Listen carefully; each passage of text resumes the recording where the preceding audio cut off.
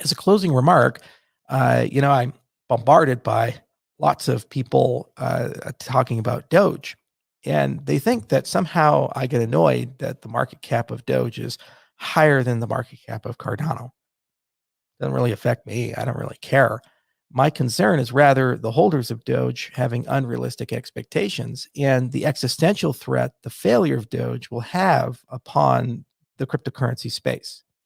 When you talk about a smart contract system, what you're basically doing is saying that that system, those tokens do something. So, for example, with Ethereum, people buy Ether to pay for transaction fees. Okay, so there's stuff that you do with it. There's DEXs and DAOs and stable coins and so forth. There's real utility there. So when someone buys Ether, they may be purchasing Ether not with an expectation that Ether is going to go up 100x, but purchase Ether with an expectation that they're going to use that for some application, maybe to buy a crypto kitty or maybe to do some cool new thing. When someone buys Doge, if you look at the commentary of the community, 99% is we're going to get rich. The only way you get rich with Doge is if you take your Dogecoin and sell it to someone else. So that other person, you have to ask, why are they buying it? Are they purchasing that because they intend on using it for something? Or are they purchasing that because they want to get a 10x? If that mentality persists, there's only so many doublings you can have before it doesn't happen anymore. And then a panic sell happens. And if you look at the distribution of the coin, over 90% of the holdings are held by less than 1% of the participants.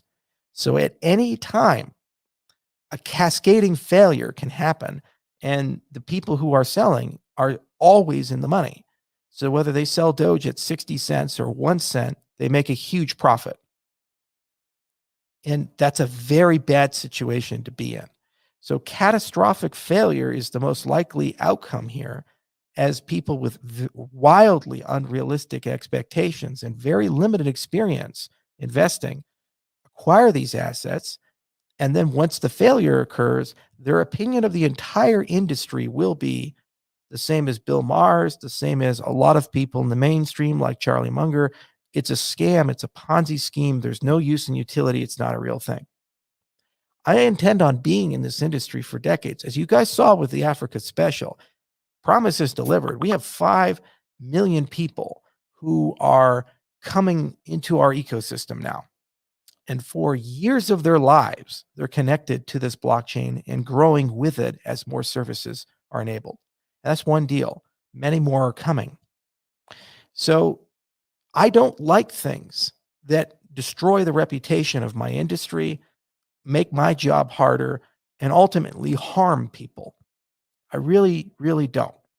And it's my belief that what's going on with Doge is A, not sustainable, B, will result in a systemic catastrophic failure of that cryptocurrency, and C, create millions of people who are disillusioned, disenfranchised, and remember where we're at, our political environment. Let no crisis be to waste.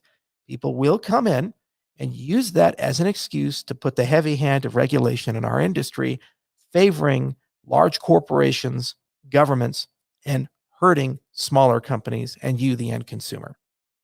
If your intention is that every time you download a cryptocurrency wallet, you have to identify yourself and have a bank account to link to it, then that's a great idea. Go down this road because that's what you're creating. If your intention is that there are severe restrictions on your ability to buy and hold a cryptocurrency in a regulated marketplace, then keep doing what you're doing, because that is what the counter reaction will be if there's $100 billion asset that collapses. You don't believe me? Look at the failure of Enron and Sarbanes-Oxley as an example.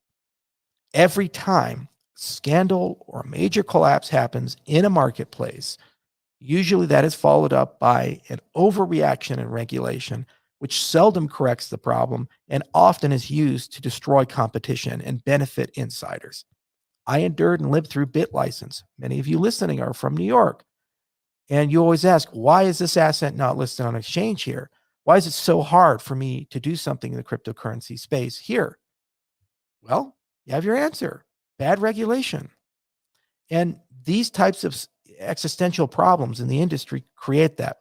Because if we can't regulate ourselves, if we're all just so happy and enamored, and then we get into this frenzy where avarice is the only goal, not creating use and utility, not changing the world. Our mission statement is pretty simple with Cardano. It says to bank the unbanked, to give those who don't have economic identity, so that they can leverage it for value and governance. Who are the consumers? Nation states, who are in the new systems business because they got 100 million people, 200 million people, 300 million people, and they got to take care of them. And globalization's kicking their ass, and they need something to compete. Big businesses who are super tired of bureaucratic, inefficient systems that cost them super amounts of money to be able to interact with a marketplace, and there's no reason for that. And they want to innovate, and they want to have business model innovation. Individuals who pay 85% interest on loans and 15% to move money around when they can get it. That's a pretty natural marketplace, and it covers 3 billion people. And it's understandable why these systems are necessary. Take a step back and ask yourself, what is the use and utility of Doge? It's not a stable development team. The monetary policy is demurrage. It's just constant decay of value. So it's not a particularly attractive store of value with that monetary policy, infinite inflation.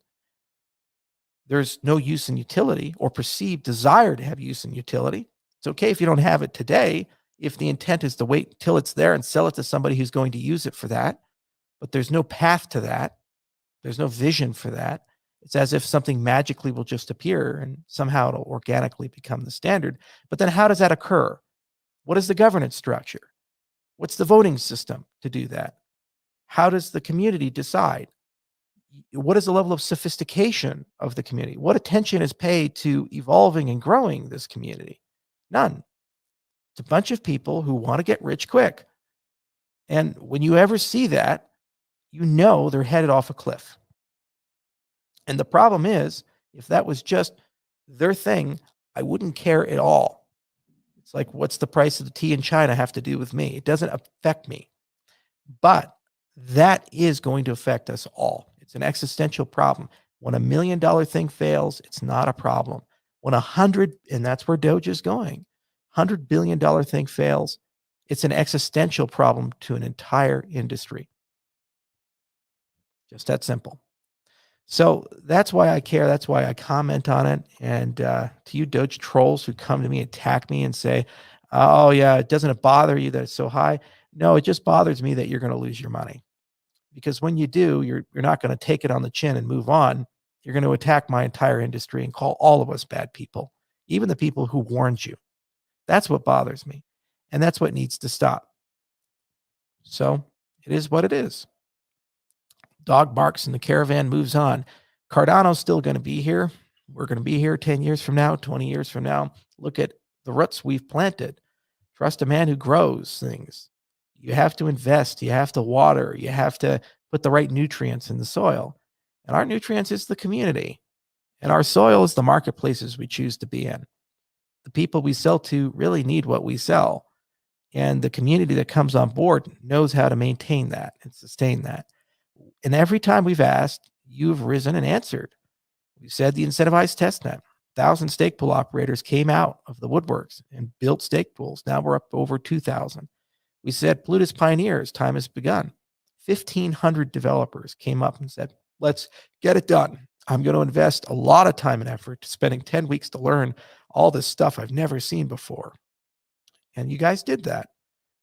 And you know what's going to happen is success will breed success. We'll have the Prism pioneers for the Prism identity system.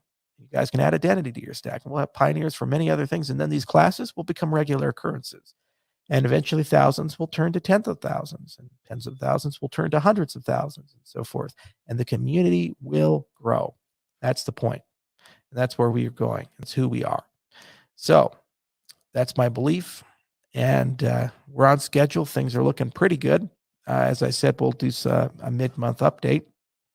And just specifically about things that related to the testnet Plutus. And then, of course, Cardano 360 at the end of every month. And I'll obviously keep doing my AMAs. I really enjoy doing those AMAs. And enjoy now being able to travel again. I'm fully vaccinated, ready to go. And life's pretty good. Can't wait to see all of you. Can't wait to see the world again as it opens up. Till next time, cheers.